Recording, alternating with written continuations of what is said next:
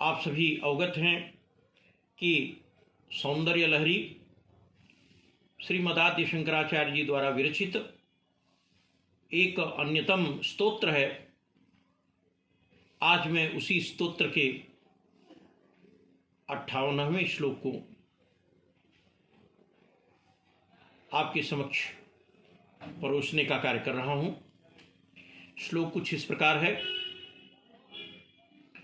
अरालम ते पाली युगल मगराजन्यतनये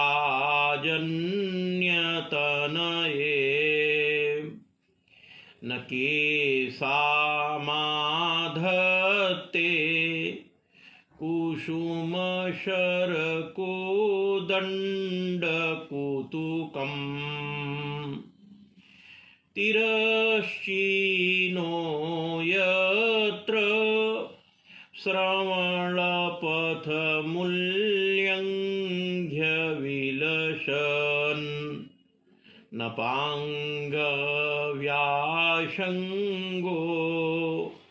दिशति शरसन्धानधीषणाम्।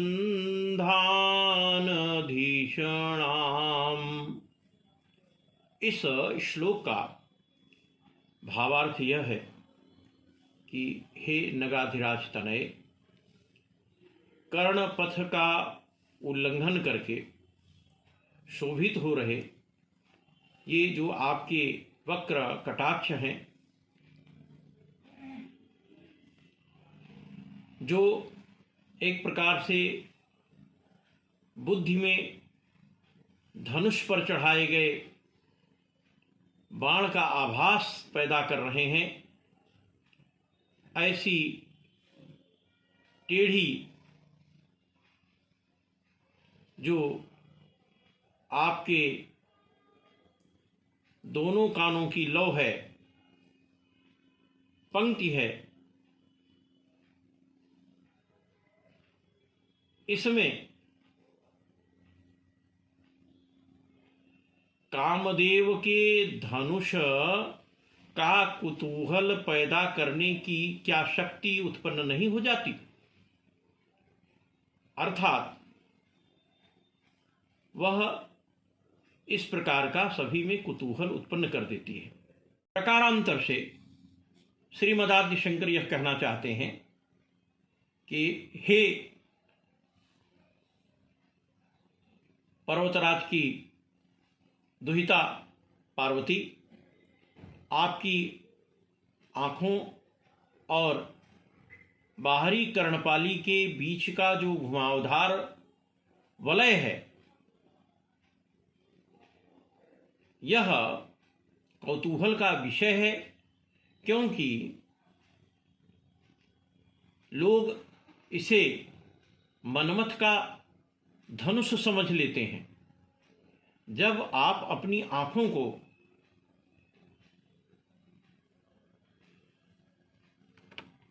बाहरी कोनों तक ले जाती हैं तो उसमें चमक पैदा होती है और ऐसा प्रतीत होता है कि आपके धनुष पर एक फूल का बाण चढ़ा हुआ है।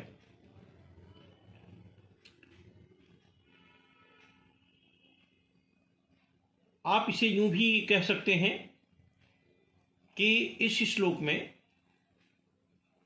आंखों और कानों के बाहरी कोने के बीच स्थान का वर्णन किया गया है। यह स्थान घुमावदार दिखाई देता है और इसीलिए इसकी तुलना मनमथ के धनुष से की गई है। मनमथ के धनुष से इसकी तुलना इसलिए की जा रही है क्योंकि यह कोमल फूलों से बना है और जब धनुष मनमथ के हाथों में होता है तो अत्यंत ही सुंदर दिखलाई पड़ता है। वह सुंदरता का प्रतीक है और वह धनुष की सुंदरता को बढ़ा देती है।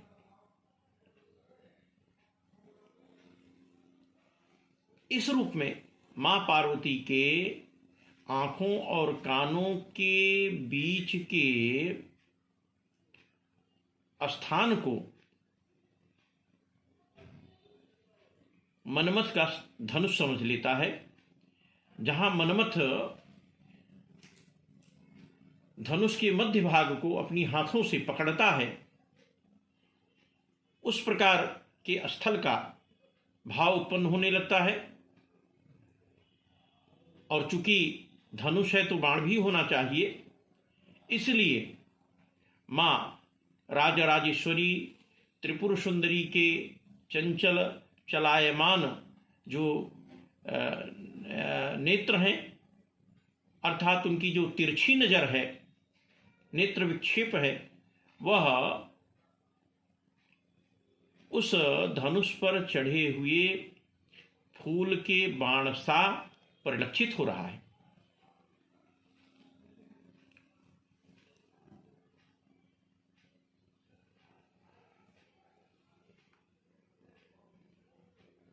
वस्तुतः तंत्र साधना में ध्यान का विशेष महत्व है, और ध्यान की दृष्टि से देखा जाए तो कान और आंख ये दोनों अत्यंत ही महत्वपूर्ण शरीर के भाग हैं जो ध्यान में अपनी भूमिका अदा करते हैं और जीव को त्वरित ध्यान की मुद्रा में उतारने में सक्षम होते हैं। दोनों आंखों को कानों पर केंद्रित करते हुए यदि ध्यान किया जाए तो साधक के आज्ञा चक्र में कंपन महसूस होने लगता है, और यह कंपन कुछ ही मिनट में शक्तिशाली होने का